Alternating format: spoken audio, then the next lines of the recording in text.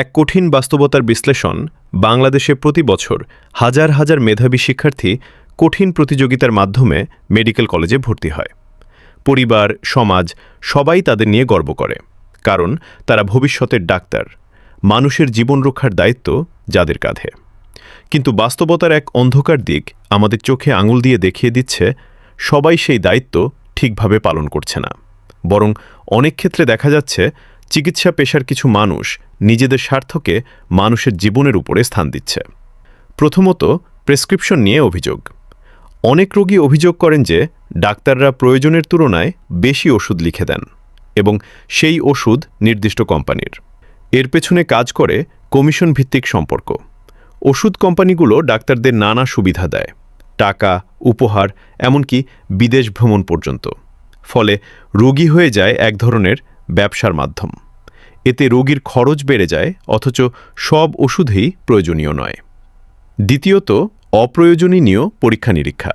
অনেক সময় ডাক্তাররা রোগীকে এমন সব টেস্ট দিতে বলেন যেগুলো রোগ নির্ণয়ের জন্য অপরিহার্য নয়, কারণ নির্দিষ্ট ডায়াগনস্টিক সেন্টারের সাথে তাদের চুক্তি থাকে। এই টেস্টের কমিশনও ডাক্তারদের কাছে পৌঁছায়। এতে গরিব রোগীরা চরম আর্থিক চাপে পড়ে যায়।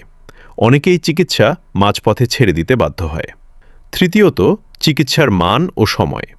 অনেক সরকারি হাসপাতাল বা ক্লিনিকে দেখা যায় রোগীদের যথেষ্ট সময় দেওয়া হয় না।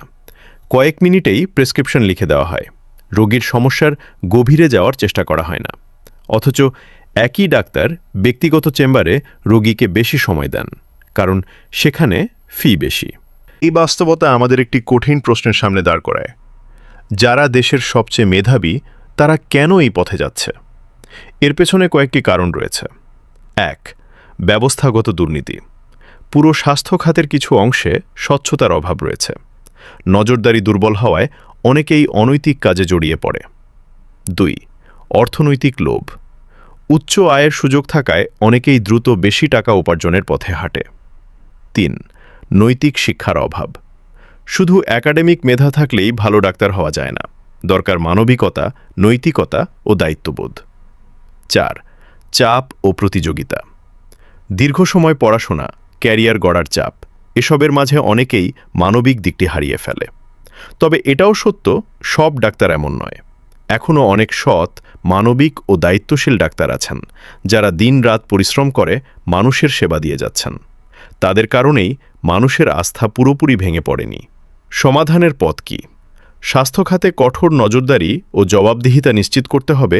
প্রেসক্রিপশন ও টেস্ট ব্যবস্থায় স্বচ্ছতা আনতে হবে। ডাক্তারদের নৈতিক শিক্ষা ও